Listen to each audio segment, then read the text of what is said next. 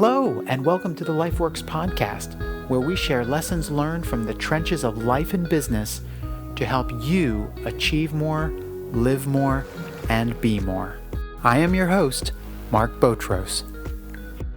Hello, and thank you for joining us here on the LifeWorks podcast. Joining me today is longtime friend, colleague, and one of the most interesting people I know, Michael Hertz. Michael is a senior leader with Progeny Systems and co-founder of Empowering Haitians, a nonprofit that seeks to create economic opportunity, self-sufficiency, and sustainability solutions in Haiti. Michael, thank you for being on the podcast today. It's great to have you. Thank you. It's great to be here. So let's jump right into it. You have a fascinating backstory. Tell us a little bit about yourself. So I moved around a lot as a child. My dad was a kind of a late starter getting his PhD and college degrees after I was born. So we moved around from his undergrad to his master's program to his PhD, and then through a succession of jobs. So I never stayed at the same school for longer than 2 years up until high school, and then I had that stability. Wow. So I kind of was an itinerant kid growing up. Then I came out during that time. We had my favorite uncle lived out here in Virginia, and in a little farm. And my brother and I would come out, and I would get to basically be Tom Sawyer to his Huck Finn for a week at a time on a farm. Right. Very little adult supervision and wide open spaces. And so Virginia became this mecca to me. And so then when I graduated high school, UVA, the two best schools in the nation were Cal Berkeley, which was 80 miles away and in-state, and UVA, which is the furthest possible place you could be in out-of-state. So of course I went out-of-state, and then came to Virginia and got a master's degree. And then in the process of that, met my wife. And so we agreed that we would stay in Virginia because her parents were here for a year. And we're here 20 years later, so I haven't really moved on. But so between my master's and my PhD research, I started doing like international studies or international systems engineering. Mm-hmm. that would study things like how a U.S.-based firm would go into a foreign country and use U.S. standards for either construction, or they would make basic assumptions about how things would be maintained or worked on or operated, and then they would leave, and then bad things would happen. Like the famous incident, like the Bhopal incident, and some of these things where U.S. engineers or quote unquote first world country firms would say, well, of course everybody does preventative maintenance. Not everybody does preventative maintenance, and then so some hugely bad thing would happen. So I kind of had this stuff in my head, and then I was asked to go to Haiti just to be a grunt laborer. And I fell in love with the place. So the island is beautiful, the people are beautiful, but the problems there were the types of things that I felt like I could really use my engineering background to help solve. And it was international, so there was all these things about how it tied into my academic research, and then I just love the types of things we were doing there. And then like anything, you need to have a buddy. And so we met a guy there who was he's extremely competent and a really fun spirit and a community leader. And so he and I meshed very well. And so that was the beginning of 15 years of going to Haiti a couple times, 2-3 times a year, and starting Empowering Haitians. Wow, that's amazing.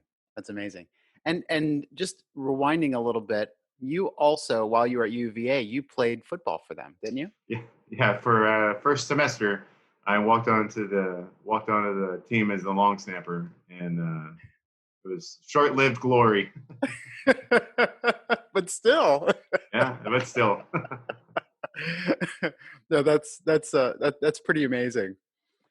I think one of the primary reasons why I wanted to have you on was because I do consider you one of the most interesting people I know, and what I'm hoping to get at is some of that secret sauce for how you go about being interesting, being interested, how you develop confidence, and um, and how you work a room. So that's a little bit about why I wanted to have you on. So how do you define an interesting person? Like, what makes a person interesting to you? So I think the short answer is that they're passionate about something, and so I think there's people that are passionate about things that can be quite divisive. So you could take any of the current things that are going on in the news. You could take something that shouldn't be divisive, like school openings or face mask wearings, and yet Right, they are. right, And so I find it interesting people to be people that can be. They don't have to just agree with me. And generally, it's more interesting that they don't, but that they can articulate their passion in a way that's not off-putting, so that both people can feel like I have a great idea and I really know how to express it. You have a great idea and you know how to express it, and we're never going to actually come together, but it's at least an interesting thing. And then, of course, it's way easier to find someone interesting who agrees with you. So if you have right, two people that right, that right. think whatever any number of things that agree with you, then it, um, uh, then they're pretty interesting. I think one of the things that I try to seek out are people. I think we all seek out birds of a feather. We all seek out people that are like us. But I like to find people that are slightly orthogonal to my beliefs, so that I can think Mm, of. Um, well, my brother Ben. He's a very smart guy, and yeah, he's very, very left.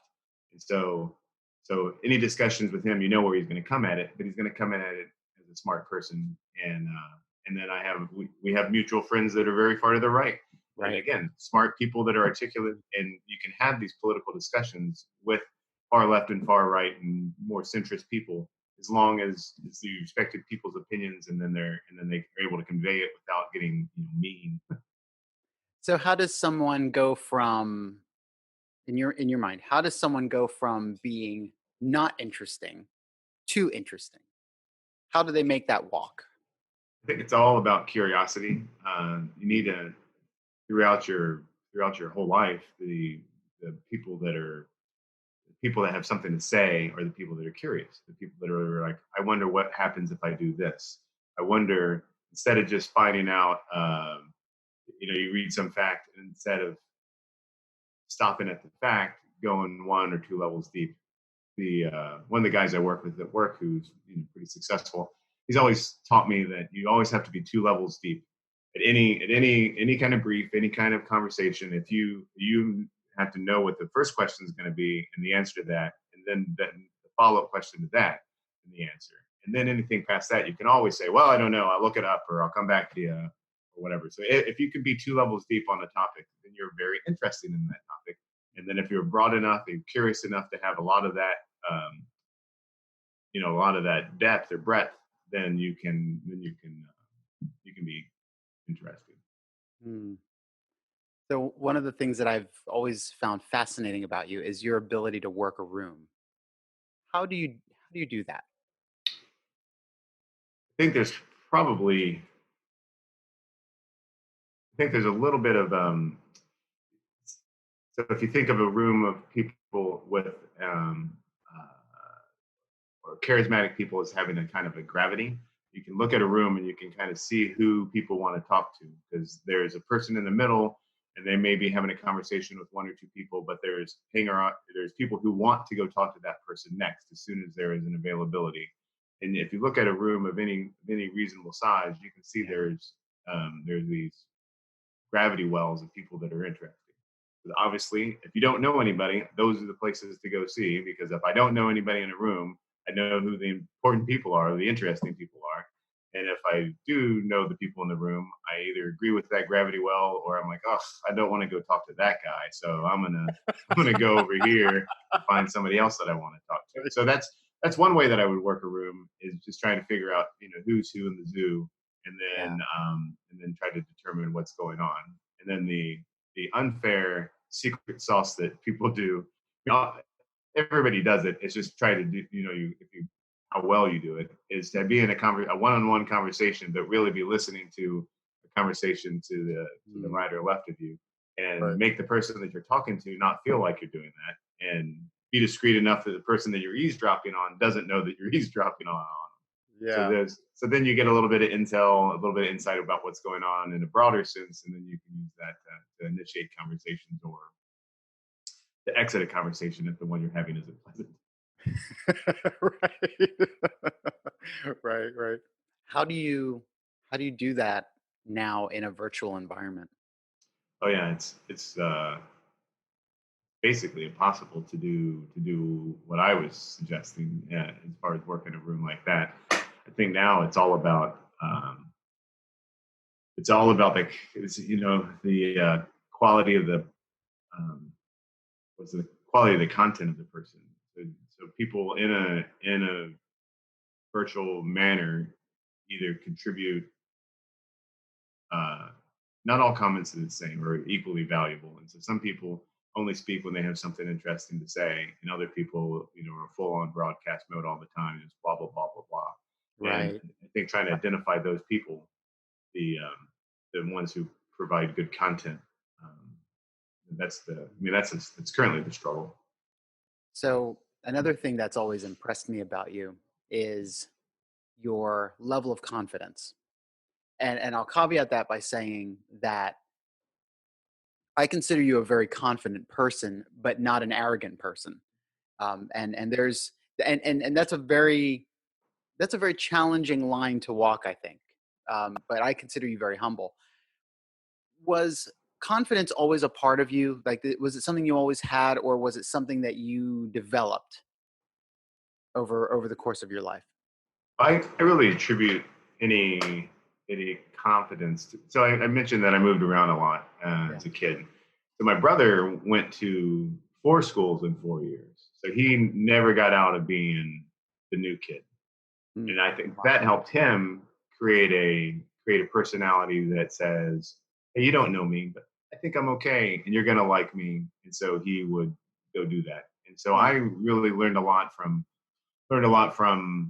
gaining confidence based on my brother, and then being a kid that moves around all the time. Like you don't have time, you don't have Mhm. time to self doubt if you're. Otherwise, you're always lonely. You're always the kid eating lunch by himself. So I think that one thing about how I gained confidence, and then um, tell a story. So there's some aspect of it that has to be innate because I remember like everybody of our age watching the video of the Challenger explosion. And Mm, so I was in PE. They took us out of PE, brought us into the room. Rolled the big TV card out there to show us the Challenger accident, and then it's kind of on a loop of just going, and all the yeah. kids were like, teachers are crying, and the kids are kind of didn't know what emotions to be, and they were talking to me, and I go, shh. NASA needs me, like, because I needed to study that video. I needed to figure out why it exploded. The third grader, or whatever grade, yeah, it's third grade. I was going to Yeah. figure, or Yeah. fourth grade. I was going to figure out how to determine what caused the Challenger explosion. So Mary Lou, my wife, teases me all the time about that sense of like, who the heck do you think you are that NASA needs me? So that's a catchphrase in our house for when I'm a little too self confident. Yeah. Yeah. How would you coach someone in their own self confidence? How would you bring them along? I would say that the biggest mistake people make in broad variety of things is that they let the world tell them no. They say, I'm not good enough. I'm not pretty enough or handsome enough. I'm not strong enough. There's no way I can do X, Y, Z. And I really believe that you don't say no to yourself. You go off and then try to do it. And then the world is always going to say, no, no, no, no, no. And they may be right. You may not be pretty enough or strong enough or fast enough or whatever. But you don't, but don't don't stop before you even try. So I Mm, tell people yeah. don't say no to yourself, and then to recognize that the human nature is that you focus on your inadequacies way more than you focus on than most people, than they focus on your strength. So uh, to recognize that you may not be that just because you're not the best person at a tech at a thing doesn't mean that, hey, you're the second best at a whole wide range of things. And so you could be a lot more confident. Like being broad is oftentimes better than being deep. Hmm. What do you think is the biggest impediment to people's confidence? I think that the biggest impediment is that when people fail at a task, they determine that that failure is a broad, instead of saying, it's like, again, my kids on a math test, they get a bad grade on a math test, and they can either say, I did bad on that test, on that concept, that piece of material, or they could say, I'm bad at math.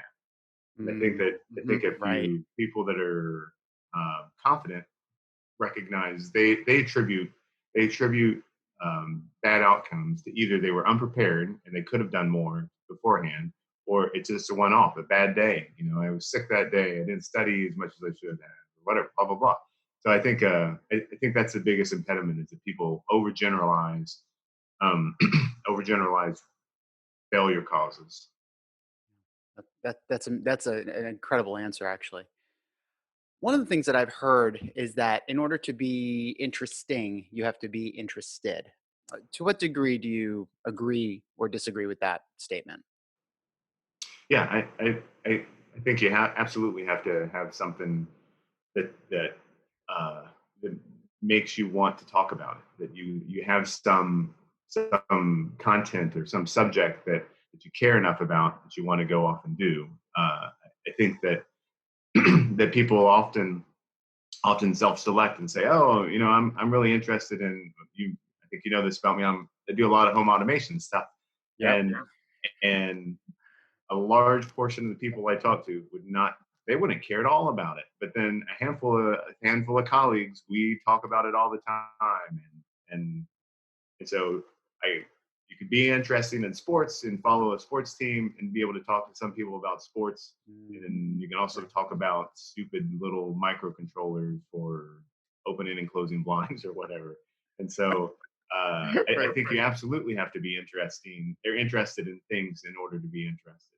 I think too, another one of those things that I try to do is to really have a broad the one layer or two level deep on a broad topics. Back when we used to have sports, I would follow a Right. little bit Right. about NASCAR. Even though I don't know that I've ever watched a whole NASCAR event, but I would know who won the Daytona 500. Mm, I would definitely know mm, about local sports teams, but I would also know broad topics. And so those types of things, if you go work a room or work a bar, like you have to be able to know enough, because you don't know if the guy you're about to go talk to is a huge NASCAR fan, and if all you know about is college basketball, you're not going to be interesting to him. mm. Right. Right. What sort of things do you read on a regular basis to help you to stay relevant and interesting? So I used to do. I used to try to curate a Twitter feed of interesting people. Hmm. Um, Yeah. I think it's gotten a little. I mean, this is probably 4 years ago, so I think Twitter's gotten a little bit harder to do that, or harder for me to do that, Yeah. both just with the volume of nonsense. So I um, have a handful of websites that I go to, but then basically I use Reddit is my go to feed. So I have the 5 or 6 things that I'm interested in, and then I feel like in a very short period of time, 30 minutes a day or something, I can get headlines, and then I can go 1 or 2 levels deep because somebody synopsizes an article, and then I feel like, oh, that article is interesting enough for me to go read, and then it's really offloading. Reddit has allowed me to offload like my own going down the rabbit hole. I let other people go down the rabbit hole and just kind of cheat and jump straight to the bottom of it. So Right. Right. that's one of the things that I try to do. And then I have these great resources in that my teenagers are interesting and my wife is interesting. So then they will also spur discussions on things. So um, like again, where I grew up and the way I grew up, there was not a whole lot of LGBTQ or whatever the acronym Right. Right. is. There's not a lot of everything was very closeted, as it were. Mm-hmm. And Right. for my daughter, it's all right there in the open, and so it's a completely different high school experience. And so then she gives me things to go read, and I read about that, about what it means to be a teenager. I know what it meant to be a teenager in a closed world, and then she gives me this stuff about what it means to be a teenager in an open world. And so again, having interesting people around you make you a little bit more interesting yourself. One of the things that I also noticed about you is that you do a lot of interesting things. I mean, you not only surround yourself with interesting people, but you travel. You go to Haiti a few times a year, and you take advantage of opportunities to travel with your job and things like that. For someone who doesn't have those kind of opportunities or resources, what can they do to make themselves interesting? That's an interesting question, for a couple of reasons. One is that I don't know that I would argue with anybody, that I think that this is pre-COVID, Mm, but right. that so it's kind of almost useless because we're in the COVID world. But that if you pay it, so when Mary Lou and I were first married, we didn't have a whole lot of nickels to rub together, but I would watch the internet for sales, for flash sales, for go to uh, Italy for 3 days for $100, or we went to Yeah. Egypt for 11 days at something, for basically free or very very little. So there's an aspect of that Yeah. hard to find, and you got to be flexible to go find those opportunities when you don't have. So what resources allow you to do is plan ahead and think about where you want to go, and and evaluate that kind of a thing. Where if you don't have resources, you don't get those opportunities. But then Right.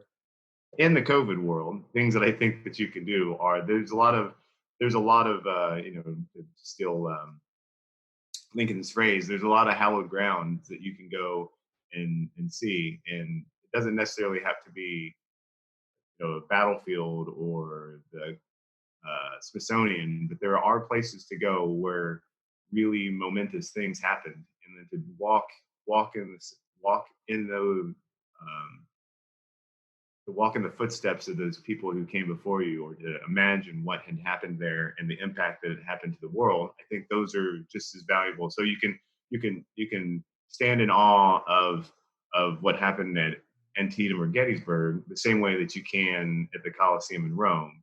And Yeah. one does better Instagram photos, but they're both significant. So I think that in the age of COVID, there's going to be a lot more finding the hallowed ground around you than it is Mm, about mhm. bucket list travel items. Yeah. You could see that. What is the key to your success? I think the thing that's enabled me the most is that I think everybody will say, "Hey, your family and all that stuff," which is absolutely true. My parents and brothers, and then later on my wife and people certainly enabled me to do what it was that what it was that I wanted to do. But I think really the secret sauce of my success is hustling. I mean, there was when I was in college, I had 3 jobs. Um, in grad school, I worked. In grad school, I worked every job, every shift that I could get. And then when I got out of grad school and started working at Lockheed Martin, it's anybody want to work overtime? Yeah, boss, I'll work overtime. Anybody want to do this? Yeah, boss, I'll do that. And so then you get in psychology, there's a concept of a halo effect, meaning that if you're really good at the beginning, then if you slack off a little bit, or slack off or have a bad thing that happens a little bit later on, everybody says, oh, he has a halo. He's really good. He just screwed up here. If you don't get the halo and you can only get it at the beginning, then you have that screw up event, and now they start to say, "Ooh, well, maybe you're not as good as I thought, or maybe you're just average, or whatever." So I think hustling always enabled me to generate a halo effect. And Yeah. then the other one would be, this is from my brother. uh, that so I had a job as a construction guy, and I was the lowest guy on the totem pole. So I'm carrying stuff, and my brother said, "Hey, when you don't have anything in your hands, jog back to wherever it is that you're going, and then rest when you're carrying things. So no one's going to yell at you for walking slow or walking when you're carrying a bunch of tools, but when your hands are empty, you run." So I did that for probably a week, and then uh, unbeknownst to me, the owner of the company was watching me do this and just thought I was the craziest hard worker ever. And so then I got a tractor that I got to drive around on the thing. So then I didn't have to carry anything anymore, and I could put everything in Right. the bucket. And Right. so it's there's totally this concept of, I think, hustling, true hustle matters, and then the appearance of hustle also matters. That's brilliant. That's brilliant. What do you want most for your life? Again, it's a tough question because I think that when I was younger, I really wanted to have a life that measured something, that you could see the mark, hopefully a good mark, but you could see the mark on the ground where you did something. And as I've gotten a little bit older, and as my kids have gotten older, I feel a lot less need for that. I feel a lot more need to um, be in the moment. I when Hmm. I was when I was young, when I was in eighth grade, I couldn't wait to get to high school, and high school, college, grad school, married, job, better job, best job, and then you look back like, man, I spent all my life looking forward to something and not any time in the moment. And so I think that always hustling causes is there's opposite forces there of hustling, because you hustle to get to the next thing, and then to be present to enjoy the hustle, as it were. Right. Right. Um, and so I think for what I want to do for my life is to make sure that it's not about the acclamation of awards or things or stamps in your passport, that it's about the moments that you have when you're doing those things in order to have a life that was good and not necessarily was measured. Mm. What What was the tipping point that made you see that differently? Probably just my children, having them keep saying, "Oh, I can't wait for," "Oh, I can't wait for," and then I mean, we just did this. We're going to the beach. My daughter has been excited about the beach, nonstop talking for about a month. And then the day before we leave, she's like, "I can't wait to when we get back and I get to go do XYZ." And those types of things really, over the course of the last 10 years, it really made me realize that I've been doing the same thing, but on a much more macro scale. I skip ahead 2 years. I can't wait till I get out of college. I can't wait to, like, whatever. So that's really been the tipping point, is that I recognize that my children are doing the same thing that I did, and it's kind of annoying. It's very humbling too, right? Yeah, absolutely. They hold up the mirror to you. Yeah, here you go, Dad. Yeah. Oh, I don't like Yeah, that I know what you mean. one. If you could give one piece of advice to the world, what would it be?